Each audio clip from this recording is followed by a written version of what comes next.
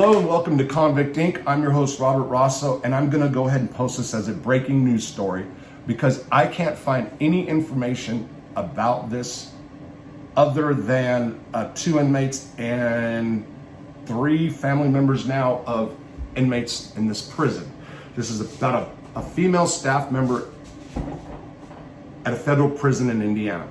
Let me say this is my third take, and I'm kind of torn about this because on one hand, I'm on federal probation. I do have some media privilege to correspond, and because I do legal work with certain prisoners. But when you start saying stuff about the BOP, they can get like really, it's the government. I'm on probation. Now, so I was gonna watch names and watch how I say federal prison in Indiana for a reason. This is not out to disrespect staff in that prison, but I need to go further with this because something always happens when federal prison employees get caught. Not always, most of the time, especially female ones, swept under the rug. So let me say this. A few days ago, I got information from family members of inmates at a federal prison in Indiana saying that a female staff member was caught, allegedly, had a boyfriend in prison having sex with an inmate and bringing him drugs and contraband. I say allegedly, okay? I don't have any proof that she's been arrested yet. I got other information from 2 inmates, and I found out who the person was. Now, there was a lady who worked in education or the library, so it falls under education, by the name of Miss Kelsheimer.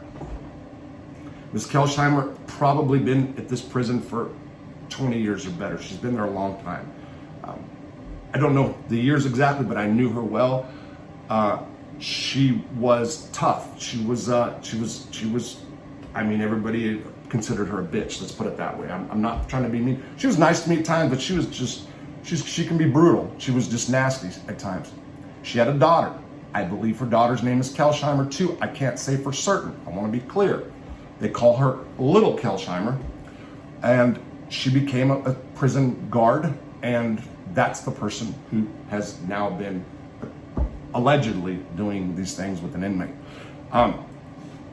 This prison has been on lockdown because of this. I want you to think, staff is accused of having sexual relations with an inmate and bringing contraband, and they're going to lock the whole joint down. They're going to lock the whole joint down. It's inmates' fault. Inmates did it. And this, let me tell you what else happens in some of these cases. If they lock them down, they're going to go and rip their cells apart and tear them all apart, and then SIS, which is the Special Investigator Supervisors, which I think that's what it is, Gestapo, they're going to start going harder and cracking down on inmates' activities. The truth is, the Federal Bureau of Prisons, most prisons in the Federal Bureau of Prisons, not all, are saturated with drugs. Saturated. Completely saturated. And because it's so saturated, each prison, each warden, captain, and SIS in each prison has to make a decision how they handle this drug problem. On one hand, you've got wardens and SIS that are just going to crack on everybody. Any amount of drugs, anything, they're cracking, and they're sending the cases out, hopefully be prosecuted. There's a person called the SIA, which is the liaison between the feds or the U.S. Attorney's Office or the FBI or whatever. And if SIS puts together a case and says, okay, this could be prosecuted, give it to SIA, they then pass it on outside to the prosecutor's office. The problem is, this country is just flooded with drugs, as are prison systems, and a lot of the U.S. attorneys are getting burned out on prosecuting prison drug cases. So, if you have a U.S. attorney or an assistant U.S. attorney who won't prosecute drug cases in prison, then the staff's hands are tied. They don't want the region, because this is how it goes. You got the wardens, you got a regional director, and then you got the director of the Bureau of Prisons. So there's this chain of command that has to go up. So if you've got a drug problem in your prison, it should first go to region and then to the central office, okay? That's basically it. So you've got, let's say you have a U.S. attorney that will not prosecute unless like a cop's murdered, only serious crimes. So then they're like, okay, we're flooded with drugs, so what do we do here? If we piss test them all and they all come up dirty, then that's going to go to region. Region's going to get back down on our ass. So let's not piss test them so much. Let's okay, and so you got this drugs coming in the mail, or this female staff or some of their staff's bringing them drugs, and they still won't prosecute out here. So what do we do? Let them deal drugs. Let them use drugs. Let me be clear, especially in this prison, especially in the prison I'm talking about, they know everything.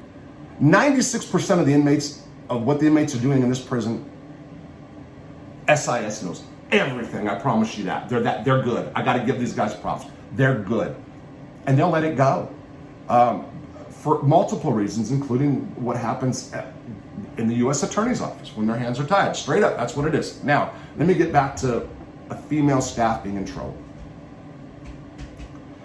I believe technically when a prison guard has sex with an inmate, it can be considered rape, even if the party's willing. I'd have to look at the statute, but a person in position of power cannot be doing this to an inmate, even though that's like guys' fantasies in prison, is to get a female guard. By the way, I still have to do a video about when I had my little experience and turned her away. Anyway, more often than not, what will happen is this: they will not. The staff member does not get arrested. They get internally within the prison. There's an investigation, and they have to go home. They're either paid leave, not paid leave, and then it gets brushed under the rug, and you won't hear about it again. Now, why am I? If that's the case, and you've got guards bringing inmates, prisoners, and convicts in contraband, and they're not really getting in trouble, and the inmates are just maybe being bounced around to different prisons, so why would I be exposing this? Why wouldn't I be like, man, that's like, keep it down the down low, Rob, because hey, it's a good thing. No. You know why? I'll tell you why. I have a lot of friends right now that have been out more than a year. They're struggling with drugs and alcohol problem, and are being violated and sent back to prison. Judges, prosecutors, lawyers, probation officers, including mine and my judge. But seriously, if a person has a problem with addiction, they're out on probation or parole, and they're not committing new crimes, but they're getting high. Whether it's alcohol, prescription drugs, illegal drugs, marijuana. One can make an argument, well, they're involved in a criminal lifestyle because they're getting illegal drugs, if the drugs are illegal. But there's no new crimes being committed, okay? So you take a person, probably let them go to rehab a few times, probably let them pee dirty 2 to 5 times before you send them to prison. Probably this is what most judges' protocols would be, right? Then they send them to prison, where it's saturated with drugs. Go figure. Let's send an addict back to prison. Let's put an addict whose addiction is now considered a mental issue, right? It's a mental health problem. So we're sending people with mental health problems to prison. And we got female staff members and guards bringing drugs in prison. And go look at some reports. Since 2019, in the Federal Bureau of Prisons alone, more than 100 prison guards have been arrested for bringing in drugs, beating up inmates, fraud, and name. And I'm doing a fraud thing this week probably. Prison guards, there's some really good staff members out there. As a matter of fact, once upon a time, I told my daughter to become a correctional officer, especially in the feds, because it's a good gig. It's a good job. You can treat that job how you want it. You can go and just do nothing all day and get paid, or you can crack down all day and get paid, whatever. The benefits, it's a great job, big money. We need correctional officers. We need good correctional officers. And there are a lot of good correctional officers. I'm not down in the good ones. But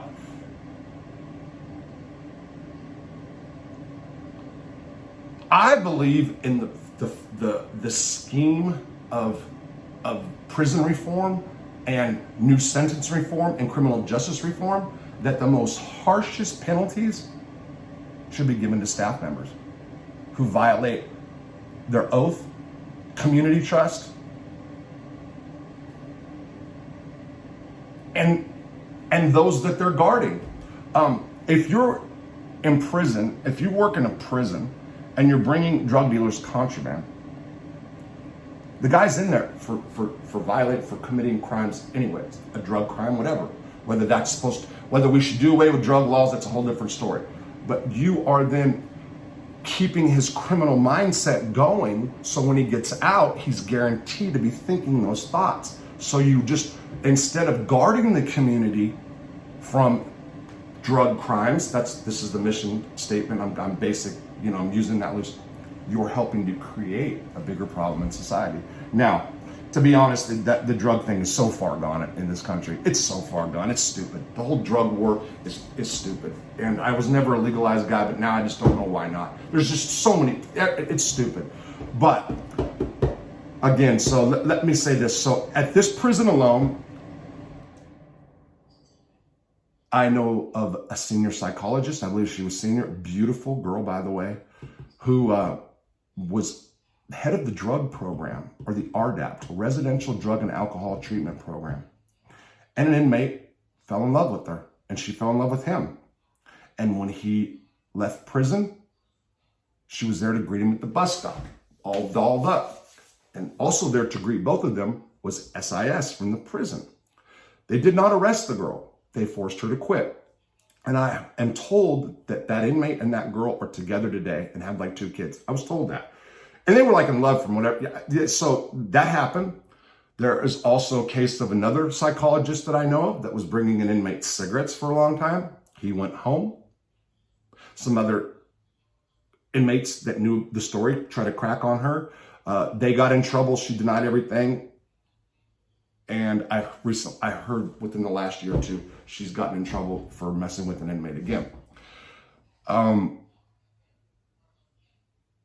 Again, I have not looked to see if any of these staff members have been arrested, especially at this prison in Indiana. So I maybe should have done a little bit more research on that to see how many prison guards out of this prison have been arrested. The ones that I knew were actually involved in criminal activity, or that everybody knew, I should say. So, again, we'll see what happens here. I'm not trying to get this girl prosecuted. And I know people will be saying, why, you're a rat convict, blah, blah. It's not about that. I don't want to see this person. Well, I don't really care, to be honest. To be honest, like, I don't care what one way or the other. My point is this.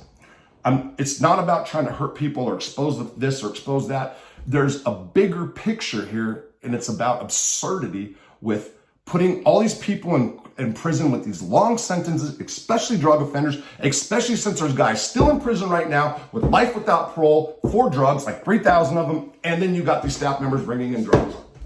If you're going to have a life without parole sentence, that should be for those staff members. I'm not for life. I'm not for life without parole under any circumstances. Hear me. Any. The worst of the worst crimes should have a parolable sentence. Doesn't mean they're going to get out. There should be a whole psychologist involved. There should be a bunch of people. That's a whole different issue. The worst of the worst sentences. The worst of the worst sentences. So if you're going to have mandatory life without parole, should be for correctional officers who bring in contraband. Full stop. I don't care the guys that are going to say, like, you're out of your mind, you're a convict, this and that. I am looking at this story from an overall criminal justice angle. And in this country, we have an absurd criminal justice system. We have a fair one, believe it or not. Our system is not bad. It is broken. We don't need to demolish it and start from the beginning. There's changes that need to be made, and it needs help from people like me. It needs help from people that only go to school for this type of stuff. We need such an overhaul.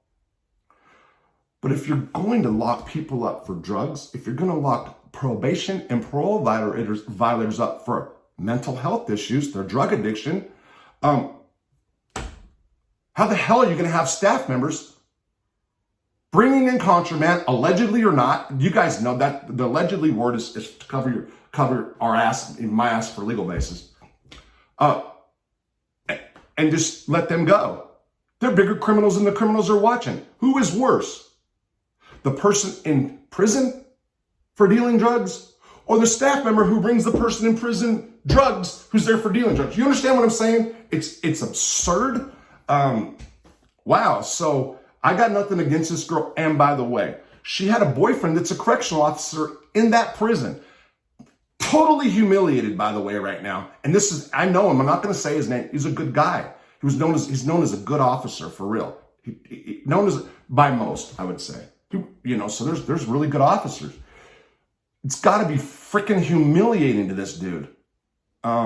So yeah, what if true? Let me put that. If she did what the prison's been locked down for, she's violated so many people's trust. It's insane. So Federal Bureau of Prisons. I'm going to do some stories on some of these people that have been busted over the years. I've got one. I'm going to tell you, when I went to the same prison in Indiana, I wrote a story about a warden that got busted for drunk driving.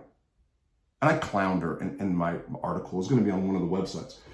They wouldn't let that article out because they didn't want me to diminish, or talk bad about a warden and, underline the BOP's mission statement. As a matter of fact, that's what I got to do. I got to read the BOP's mission statement one day, and then I got to take it from there. Again, I don't have a beef with the Federal Bureau of Prisons at all. I don't have a beef with getting life without parole in 1997 for drugs, because I am a better person today because of it. Doesn't mean that they should have those kind of sentences. Doesn't mean we should have long sentences for drugs. I'm not against the Federal Bureau of Prison. I'm against the hypocrisy and the bullshit. Look at the program statements for staff misconduct. Like, they can get a bunch of dirt. They can get dirty urines and it's okay. Staff can get dirty urines and it's all right. There are staff members, true stuff, that make moonshine and sell the moonshine to their fellow staff members in that prison. I'm not saying the prison, I'm saying that happens. There are staff members that sell eggs to other staff members. Doesn't seem like a big deal, right? It's against the law. It's against the law. If your job is to guard criminals, you should not be a criminal. And even the smallest infraction, like selling eggs in the institution, bringing eggs in the institution or the institutional parking lot, all part of the property, should be a serious crime. Any person in the position of power, civil servant, public trust, prison guard, cop, who commits a crime should be prosecuted 50-fold. 50-fold. 50-fold. So, to the people that ask me, how do drugs get into federal prison? I've said the mail, you can do drones now, and you can do correctional officers, like allegedly Miss Kelsheimer's daughter.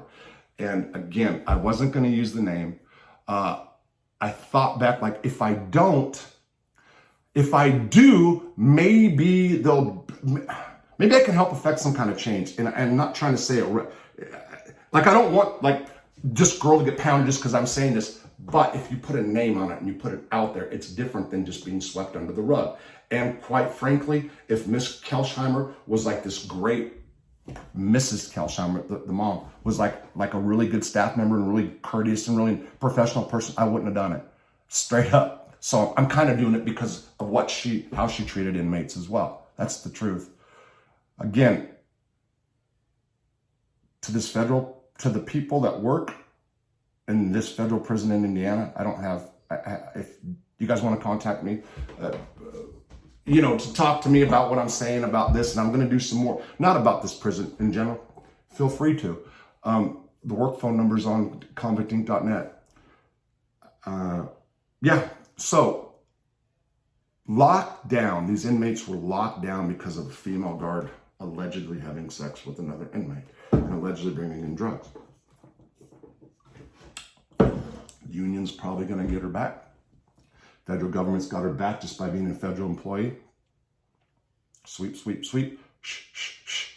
Keep sending inmates back for parole violations because of mental health issues, for drug addictions. Keep locking people up for drugs. But staff can be bringing in drugs and get away with it. Okay. Have a good day.